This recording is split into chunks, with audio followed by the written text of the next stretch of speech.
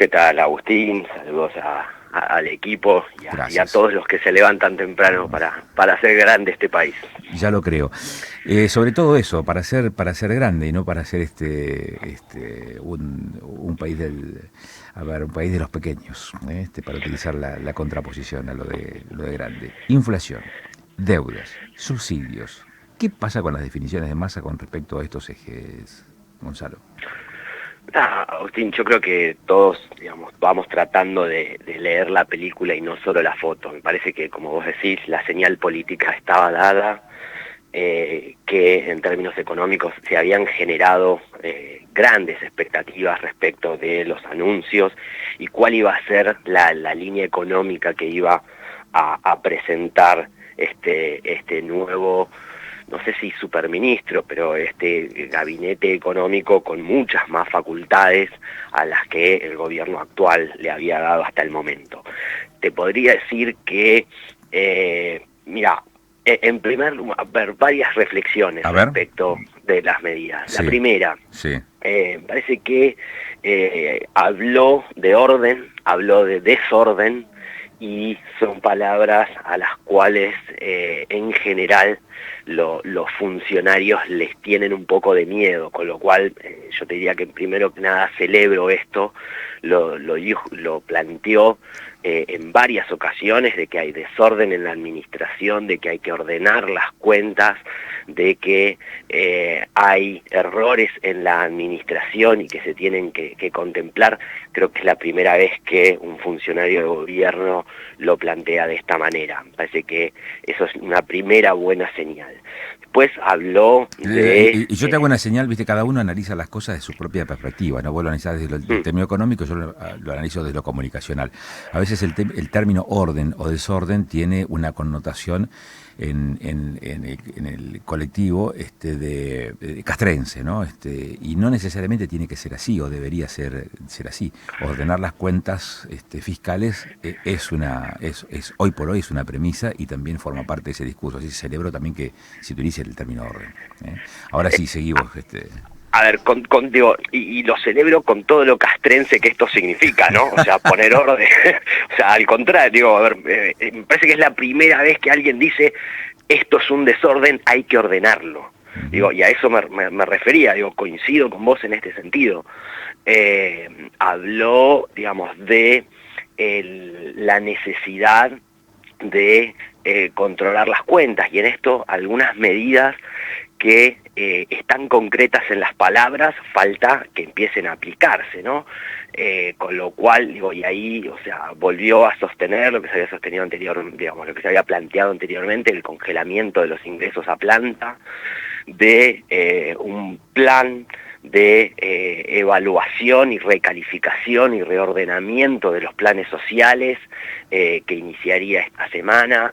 Se planteó algo muy importante que se venía, digamos, discutiendo, que es la segmentación de tarifas tal como estaba planteada, no generaba un ahorro significativo para el gobierno, y, digamos, el ministro planteó que ahora, a partir de ahora, los 9 millones de usuarios que han solicitado el subsidio al gobierno en el marco del plan de segmentación de tarifas van a tener además, digamos, una restricción a el volumen del subsidio, digamos, digo el caso concreto de la energía, donde se va a subsidiar hasta 400 kilowatts, después en gas, digamos, planteó que va a estar considerada la estacionalidad, el costo de la distribución y demás, pero me parece que ahí hay un punto clave.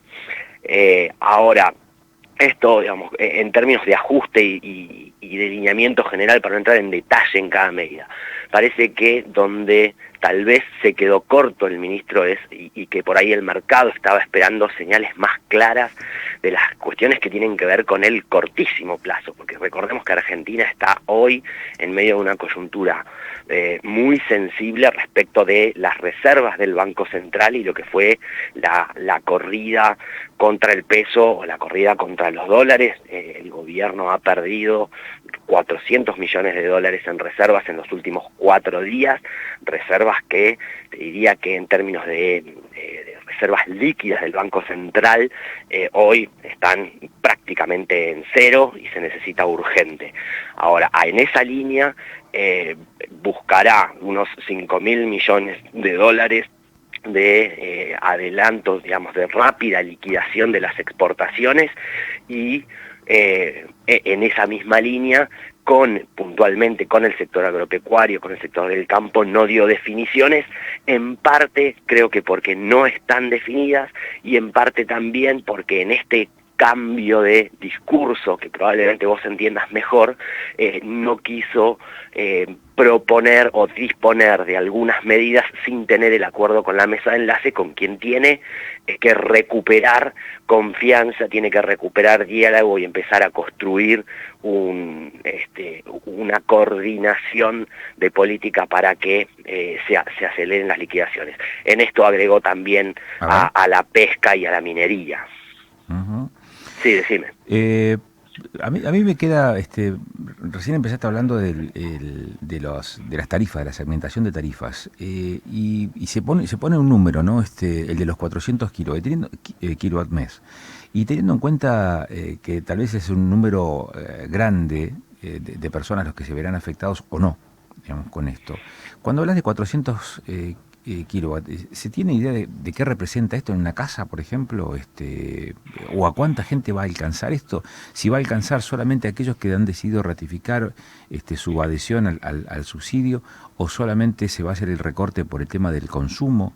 ¿Se entiende la pregunta? Si va a alcanzar a todos los que consumen hasta 400 kilowatts el subsidio, y los que excedan ese consumo van a estar afectados por la tarifa plena, o solamente van a acceder a este subsidio aquellos que han manifestado su voluntad de conservar ese subsidio y no superen los 400 kilowatts. A ver, creo que en grandes líneas lo que se plantea es lo siguiente. O sea, para aquellas personas que no solicitaron el subsidio, no van a tener subsidio en ninguno de los kilowatts. Consuma lo que consumas. Exacto, consuma lo que consuma. Bien. Y los 9 millones que solicitaron subsidio van a tener subsidio por los primeros 400 kilowatts y después van a pagar la tarifa plena. Con lo cual lo que hay es un incentivo a ahorrar energía, gas y en el futuro agua a partir de septiembre, que se va a incluir también en el plan de segmentación de tarifas. Bueno, pero eso no nos alcanzaría aquí en la región, digo, porque la provisión del agua está en manos del EPAS, en el caso de Neuquén, y no hay sin medidor. Exacto. Tienen tarifa, una tarifa, sí, qué sé yo, discreta, que no representa necesariamente el costo de llevar el servicio del agua a cada además domicilio. Una tarifa plana, ¿no? O sea, porque no tiene medidor, con lo cual no tenemos un control sobre el consumo del agua todavía en la región. Entiendo que en ningún lado, por ahí hay algunas ciudades que sí, y yo eso no estoy totalmente informado. Claro, pero hay una situación de inequidad, porque si en algunos lugares sí contás con medidores, en otros lugares no, y ahí se presenta también una inequidad. Y además, como está considerado como un servicio básico, un servicio elemental, tampoco hay posibilidades de corte, digamos, de este tipo de servicios o de restricción en cuanto a la provisión del servicio. Es un avance por ese lado, es un retroceso en términos económicos, si se quiere, digo, por la erogación que significa. La otra pregunta que te quiero hacer es la siguiente. Las reservas del Banco Central, la capacidad de reacción y de espalda que pueda tener la gestión para afrontar los desafíos que se vienen en el terreno de la economía tal vez más grande, digamos, a nivel macro, teniendo en cuenta el contexto internacional. Mandaste a una ministra suplente a sentarse con el Fondo Monetario y a la vuelta le estabas diciendo que iba a ser reemplazada por otro funcionario. Secuestraste un avión o paraste un avión en Ezeiza, Maduro te está pidiendo que lo devuelvas y Estados Unidos que lo incautes. Firmás un convenio con China por 5.000 millones de dólares para hacer 2 represas en Santa Cruz y al mismo tiempo tenés que sentarte con los organismos de crédito internacionales que no responden necesariamente al eje o al sector liderado por China, para que te den ese oxígeno que necesitas en términos económicos. ¿Cómo quedamos en ese plano, Gonzalo? ¿Cómo ves eso?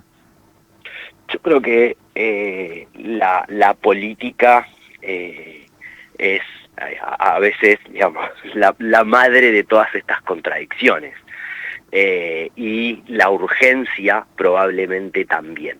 Parece que acá se va a poner, en esto que vos estás planteando, tal vez uno de los grandes desafíos que Massa cree que va a poder resolver, y tiene que ver con su capacidad de lobby en los Estados Unidos y en algunos países de Occidente.